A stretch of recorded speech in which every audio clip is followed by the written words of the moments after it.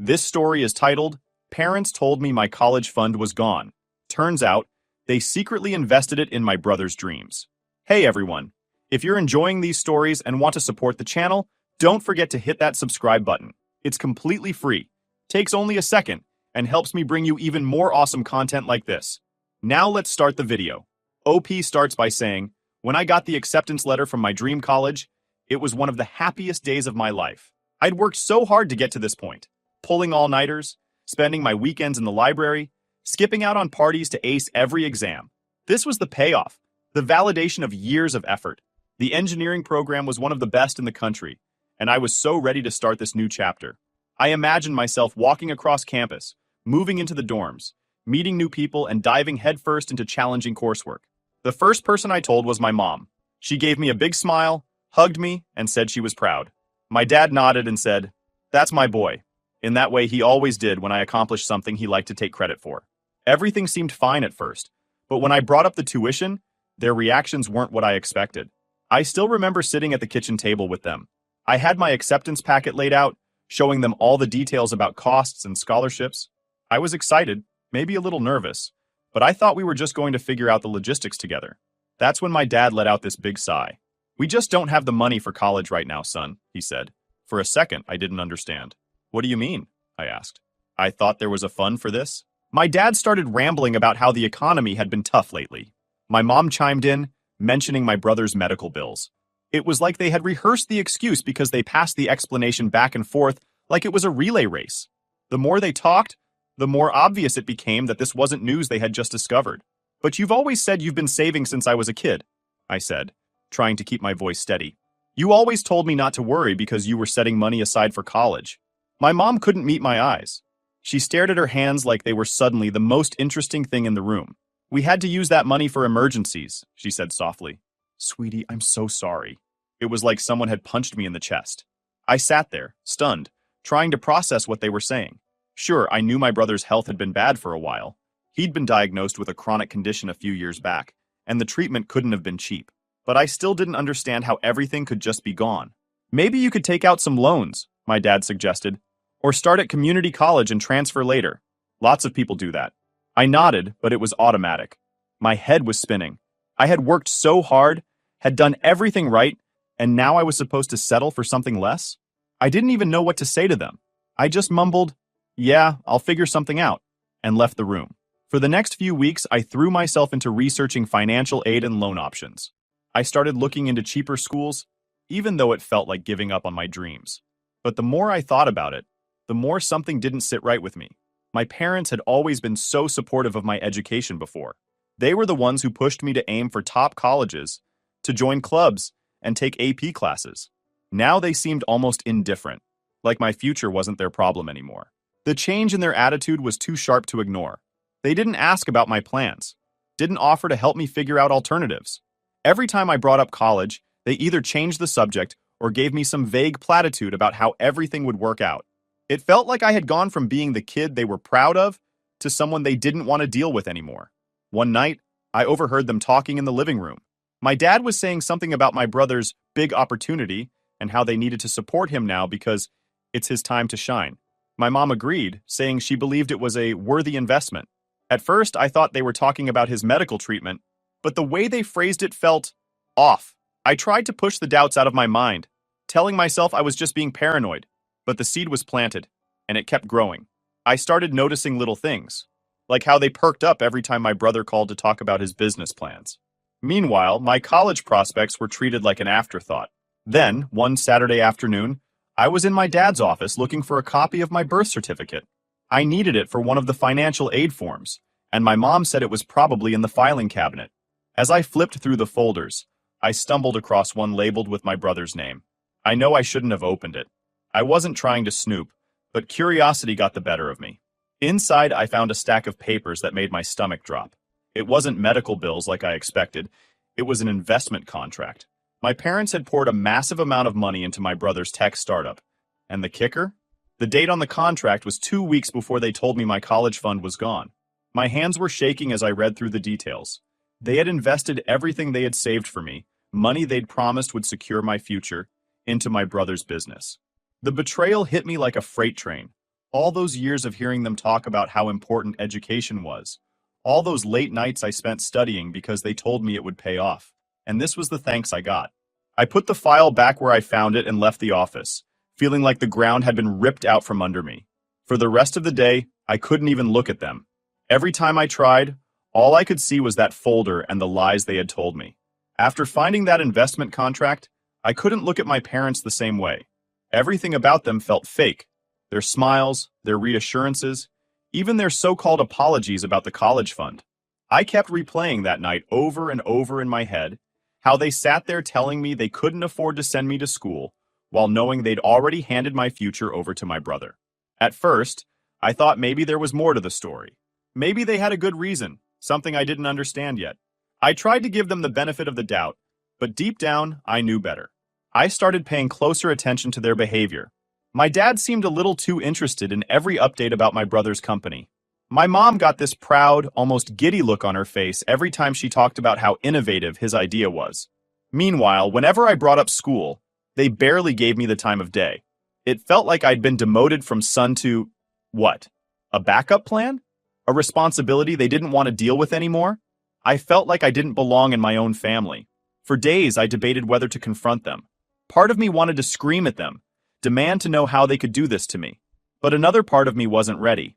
I needed to know the full story before I said anything. So I started digging. I spent hours trying to piece things together. I went through bank statements I found in the same filing cabinet, looking for anything that confirmed what I already suspected. I didn't want to believe it, but there it was, clear as day. The numbers matched up. Every penny they had set aside for my college fund was gone, transferred into some account tied to my brother's startup. I wasn't angry at my brother, at least not at first. I figured he probably didn't even know where the money came from. But the fact that my parents had made that choice, had prioritized his business over my education, made my blood boil. They had taken something that was supposed to be mine, something they had promised me for years, and given it to him without a second thought. Then there were the conversations I overheard. Late at night, when they thought I was asleep, my parents would talk about how the risk was worth it, and how they believed my brother's startup would pay off in the long run. My dad kept saying things like, "This is the best chance we have to set him up for life." Set him up for life? What about me? One night I couldn't take it anymore. I was sitting in my room, staring at the acceptance letter from my dream college. It felt like a cruel joke now, a reminder of something I couldn't have. My stomach churned every time I thought about it. That's when I decided I couldn't keep quiet any longer. The next day, I was sitting at the kitchen table when my dad walked in.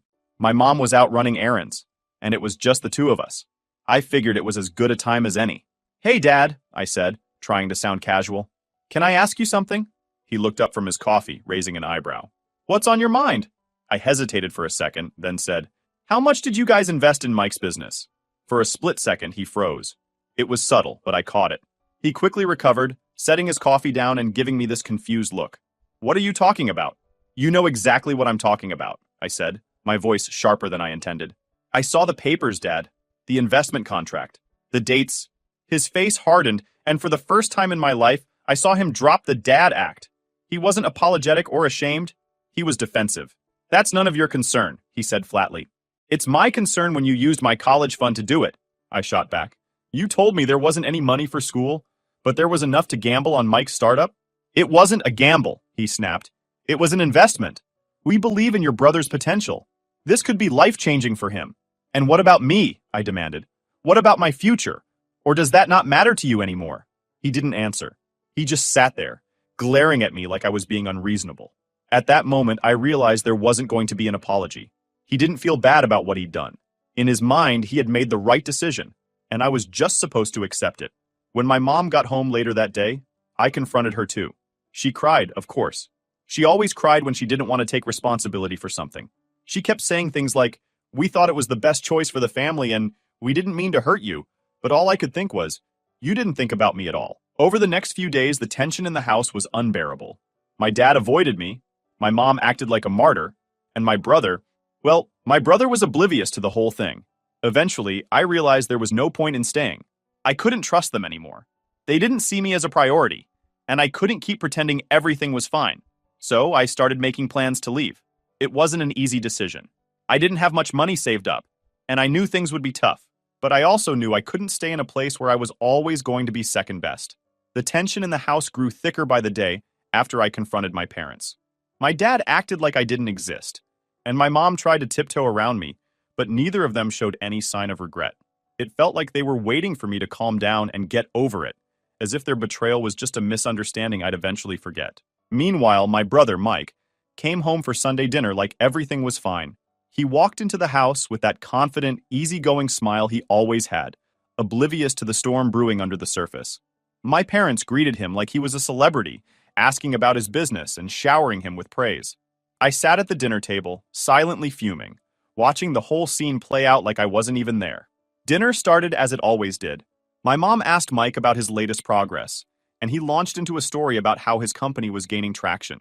He talked about potential investors, new ideas he was working on, and how proud he was of everything he'd accomplished. My parents hung on his every word, their faces lighting up like he'd just cured cancer. I couldn't take it anymore. So, I said, cutting through the conversation, how much did Mom and Dad invest in your startup? The room went dead silent. Mike froze, his fork halfway to his mouth. My dad's face turned beet red, and my mom's smile vanished in an instant. What? Mike asked, clearly confused. He looked between me and our parents, trying to figure out what was going on. You heard me, I said, my voice steady but sharp. How much of my college fund did they pour into your business? Enough, my dad snapped, slamming his hand on the table. This isn't the time or place to bring this up. It's exactly the time and place, I shot back. You think I'm just going to sit here and play along like everything's fine? You lied to me. You told me there was no money for school, and then you gave it all to him. Mike looked stunned. Wait, what? I didn't know that money was for your college, he said, turning to our parents. Is that true? My mom started to stammer, but my dad cut her off. What we do with our money is none of his business, he said coldly. None of my business? I repeated, my voice rising. It became my business when you let me believe I'd have the chance to go to college. You made me think my future mattered to you, but I guess I was wrong. Sweetie, it's not like that, my mom said, her voice shaky. She reached across the table like she was trying to calm me down. We had to make a choice. Your brother's business is an investment in the future. You thought what? I interrupted, my anger boiling over. That my education wasn't worth it? That his pipe dream was more important than everything I've been working toward? Do you even realize what you've done? Mike held up his hands defensively. Look, I didn't know about this. If I had known it was your college money, I wouldn't have taken it. Save it, I snapped, turning to him. You're not the problem here.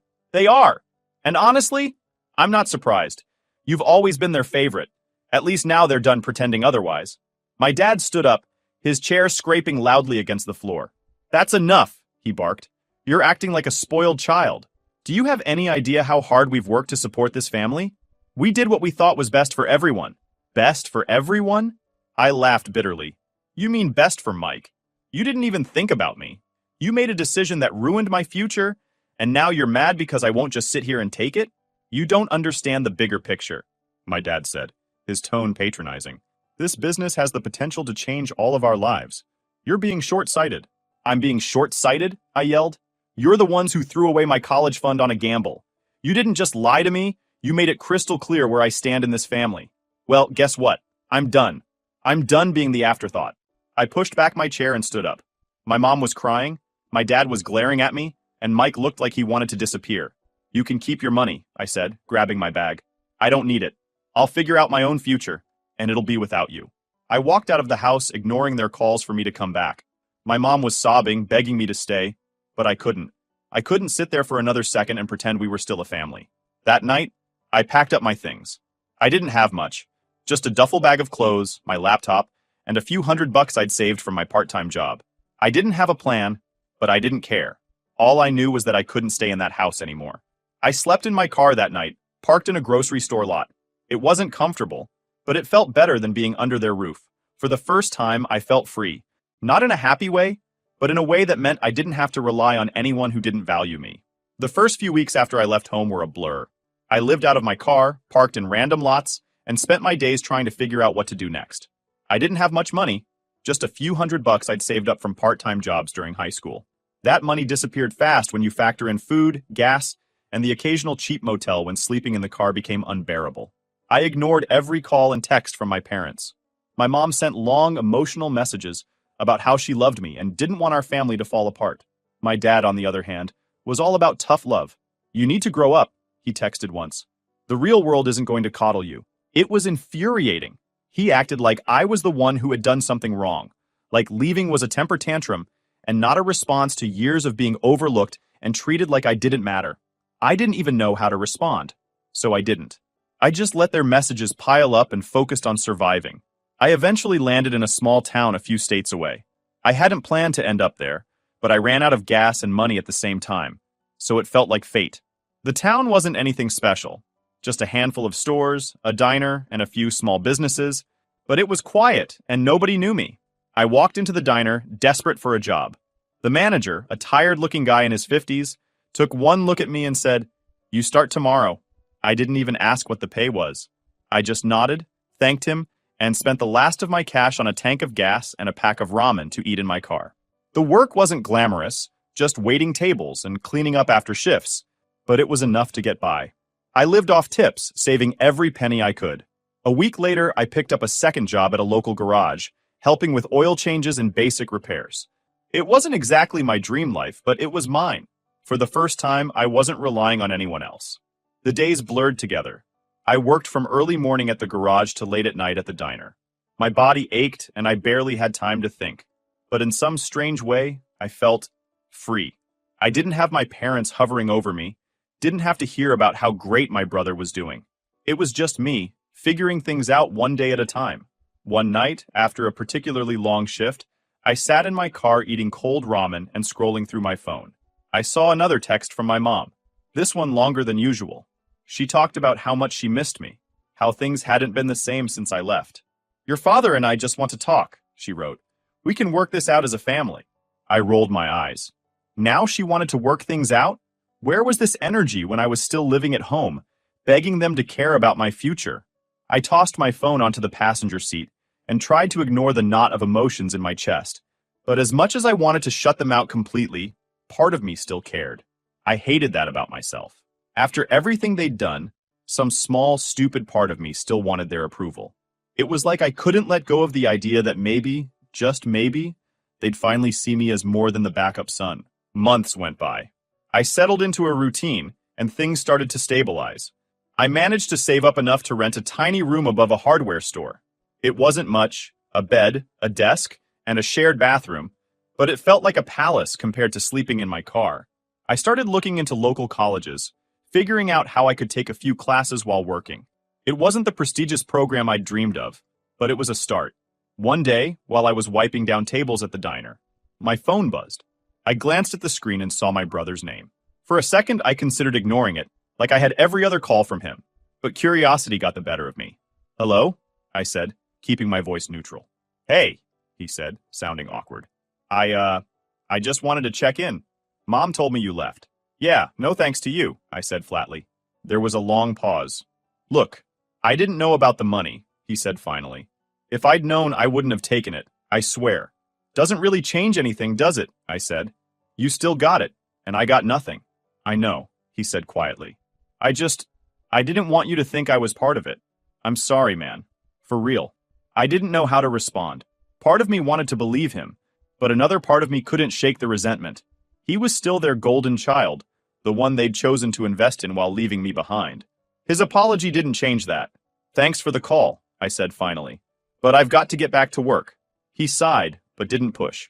"Okay, take care of yourself." I hung up, feeling more conflicted than ever. On one hand, it was nice to hear him acknowledge the situation. On the other hand, it didn't fix anything. I was still scraping by while he chased his dreams, backed by the parents who were supposed to support both of us. That night, I sat in my tiny room, staring at the stack of community college brochures I'd picked up. I thought about all the dreams I'd had for my future, how much I'd sacrificed to get into that engineering program. It still hurt to know I'd never have that. But as I looked around the room, I realized something else. I was making it on my own. It wasn't perfect, and it definitely wasn't easy, but it was mine. Months passed, and life started to feel a little more manageable. I was working 2 jobs, scraping by in my tiny rented room, and slowly piecing together what my future might look like. It wasn't glamorous by any stretch, but I was proud of myself for making it this far. I'd gone from having everything ripped away to standing on my own, no matter how rough the road was. Then one day, out of nowhere, my phone rang. I didn't recognize the number, but I answered anyway. Hello? It's me, said a voice I hadn't heard in months. My mom. I almost hung up. I didn't have the energy for her guilt trips or excuses, but something in her voice stopped me. She sounded different. What do you want? I asked, trying to keep my tone neutral. I left your father, she said. Just like that.